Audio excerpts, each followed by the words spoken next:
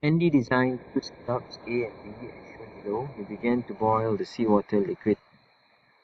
Liquid X was found to form on the surfaces of both aluminium foils after some time of heating.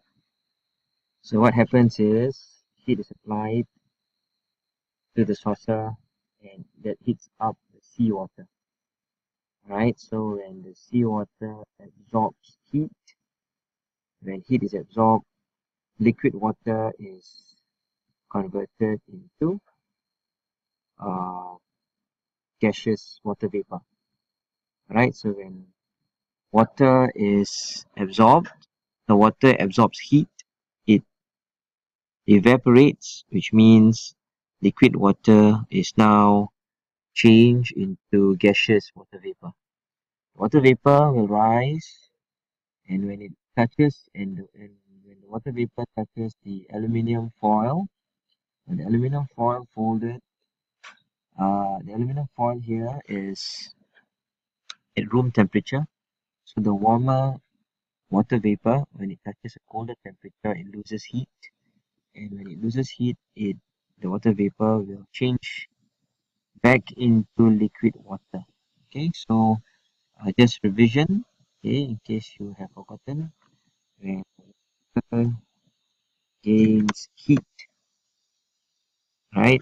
It evaporates and change into water vapor, right?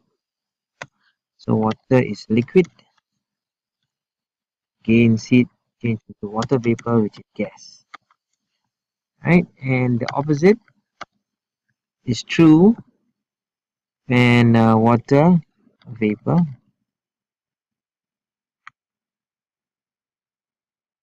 which is a gas, loses heat, it condenses and change into water, which is a liquid, right? So these are the two things that you need to remember, right? If you don't remember this, then it's a good time for you to revise, right? So what was liquid X? Okay, so we know that salt do not evaporate. We know that water evaporates. Salt do not evaporate, but it's low temperature. But water does. Water evaporates at various temperatures. Okay, and so explain the process by which liquid X was formed. Right, so I already explained to you how the process go, but you need to be careful when you're answering. It's a 2-mark question. So X is water, we know that, right? Because only water evaporates, it, you know, uh, and the salt is left behind, and the water then condenses on the aluminium foil. The water vapor, sorry, condenses on the aluminium foil to become water droplets, which drops back into the saucer. Okay, and sorry, which forms on the surface of the aluminium foil. Now water from the seawater gain heat and evaporated. Hot water vaporizes, loses heat and condense